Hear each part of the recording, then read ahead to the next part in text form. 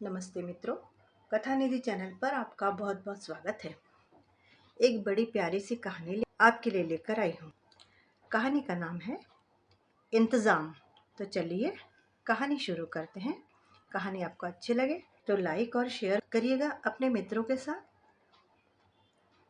विशाल, ये क्या बात हुई? कल तुम्हें माँ को लेने के लिए आना था तो तुम क्यों नहीं आए? मैं जानती हूँ तुम जानबूझकर ही नहीं आए। तुम्हें पता है ना, बच्चों की छुट्टियाँ चल रही, मुझे भी अपने परिवार के साथ घूमने जाना है। तुम तो अपनी बीवी बच्चों लेकर बड़े मजे से ससुराल हुआ है, और मेरा क्या? जाते समय तुमने क्या कहा था? दीदी, इस महीने आप माँ को आप रख लीजिए, अगले महीने मैं रख लूंगा। भाई, इस तरह तो नहीं चलेगा। इंतजार में बैठी सुमन अपने भाई विशाल से कह रही थी। विशाल बोला, अरे दीदी, 2 दिन पहले ही वहां से लौटा था। रोली से अकेले तो सब कुछ हो नहीं पाता, तो मैं उसकी मदद करवा रहा था।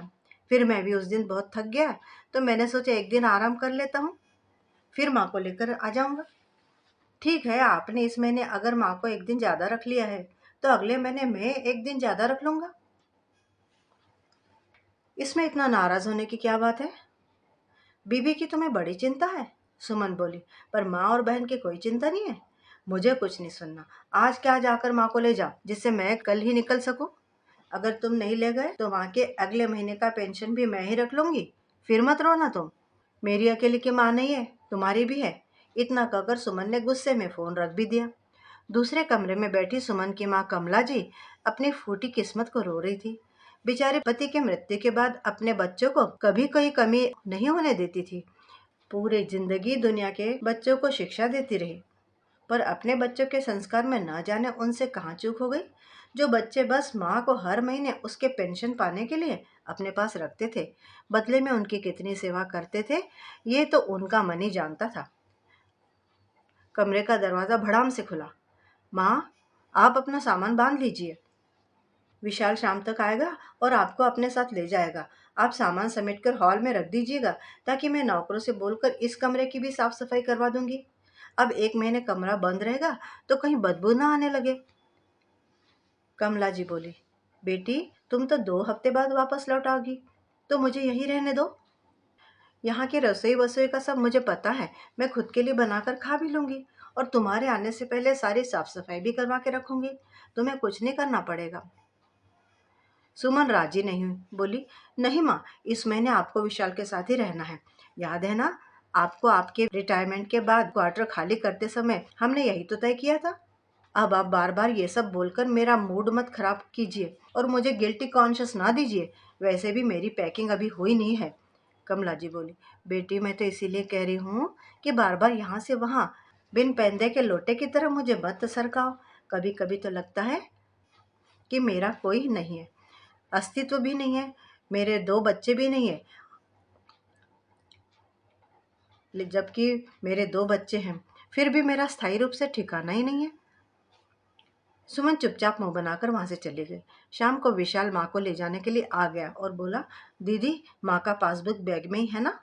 हाँ हाँ, बैग में ही है, और याद रखना, अगले महीने एक दिन के बाद वापस यहाँ पहुँचाना।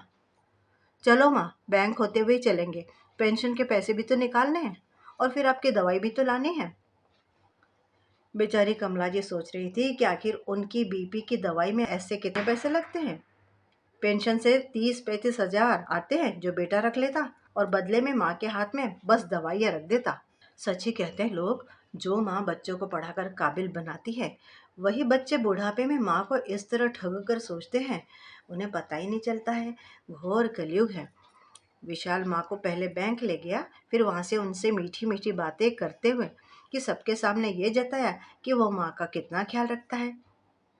फिर पेंशन के पैसे लेकर माँ के हाथों में सबके सामने दे दिया, और बड़े प्यार से माँ का हाथ पकड़कर वापस घर ले आया। कमला जी बेटे के घर पहुंची। बच्चे दादी को देखकर बड़े खुश हुए। वे तो ना समझ थे ना, मासूम थे, पर बहू के शरीर पर मानो पानी पड़ गया। रोली विशाल से बोली, ले आए? अरे मैं तो कहती हूँ, लेने दो अपनी बहन को हर महीने का पैसा, और रख लेने दो उनको वहाँ। अब जब तक ये रहेंगी, ना तो हम कहीं जा सकते हैं, और ना ही अपनी जिंदगी अपने तरीके से जी ही सकते हैं। कुछ परमानेंट इलाज क्यों नहीं करते इनका? जरा धीरे सुनो, माँ सुन लेंगी। विशाल धीरे से बोला, माँ पर 1000-2000 खर्चा होता होगा, और जब बैठे बैठे 35,000 मिल रहा है तो क्या दिक्कत है?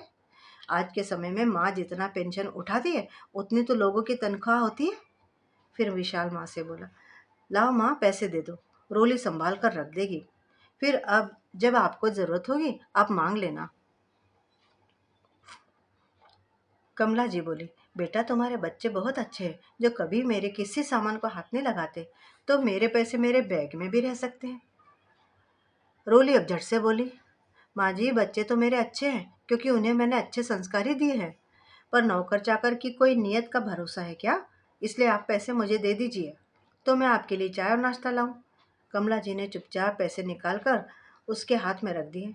फिर क्या था, एक दो दिन बेटा बहू सब खाने के लिए पूछते, उसके बाद उनके कमरे में कोई झांकने तक नहीं आता। सबके खाने के बाद नौकर दो रोटी बची हुई सब्जी में से थोड़ा सा अपने लिए रखता, थोड़ा कमला जी को दे देता, और कमला जी बिना कुछ कहे चुपचाप खा लेती थी। करीब 10-15 दिन बाद रोली फ्रिज खोलकर सारा सामान चेक कर रही थी। फ्रिज में खीर रखी हुई थी, तो उसने नौकर से कहा कि खीर खराब हो जाएगी, आज मम्मी जी को रोटी के साथ यही दे दो। नौकर बोला, मेम साहब, पर ये खीर 2-3 दिन पहले की है। रोली ने सुनकर आंखें दिखाई तो चुप हो गया, और रात के खाने में उनको वही खीर खाने में दे दिया। अगले ही दिन कमला जी की तबीयत खराब हो गई, सर्दी खांसी के साथ बुखार भी बढ़ गया। दवाई की दुकान से दवाइयाँ लाकर विशाल ने कमला जी को दे दी। बुखार तो उतर गया, परंतु कमजोरी और खांसी जाने का नाम नहीं ले रही थी, और रात होते ही उनकी खांसी बहुत बढ़ जाया करती, जिसकी आवाज़ से रोली की नींद पूरी नहीं हो पाती थी। रोली विशाल से बोली, अब बहुत हुआ, ये यहाँ नहीं रह सकती। अगर कोई बड़ी बीमारी हो गई तो मुझे और मेरे बच्चों को भी लग जाएगी। कुछ करो इनका, वरना मैं तो मायके चली जाऊंगी। अभी महीना पूरा होने में कुछ रोज बचे थे। विशाल ने सुमन को फोन करके अपने घर की स्थिति बताई। सुमन बोली, मैं भी हर महीने के झंझट से परेशान हो गई हूँ, इसका तो कोई परमानेंट इंतजाम करना ही होगा। दीदी, अगर बात हम दोनों तक सीमित रहे तो एक बात कहूँ? दीदी उत्सुकता से बोली, हाँ हाँ बोलो।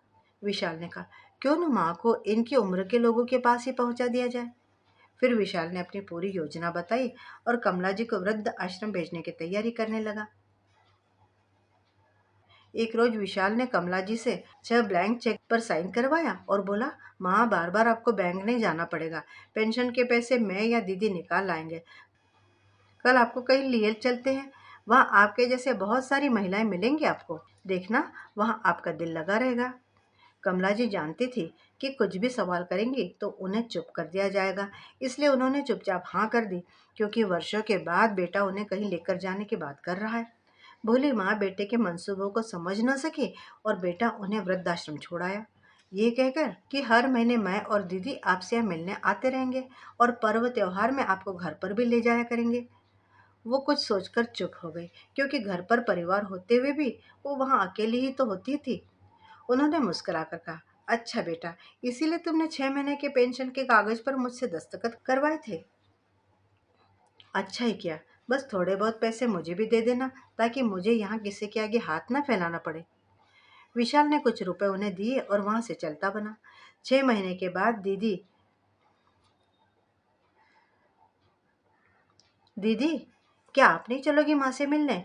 विशाल ने सुमन से पूछा, तो बोली, बस 5 मिनट, मैं 5 मिनट में बस स्टैंड पर पहुंच जाऊंगी। तुम गाड़ी लेकर वहीं आ जाओ तो वहीं से चलेंगे। आधे पौने घंटे बाद दोनों भाई बहन कमला जी के पास पहुंचे। बेंच पर बैठी कमला जी दोनों बच्चों का मुंह निहार रही थी, और दोनों बच्चे उनसे उनका हालचाल पूछ रहे थे। सुमन बोली, क्या बात है माँ, यहाँ खाना पीना ठीक से नहीं मिलता है क्या?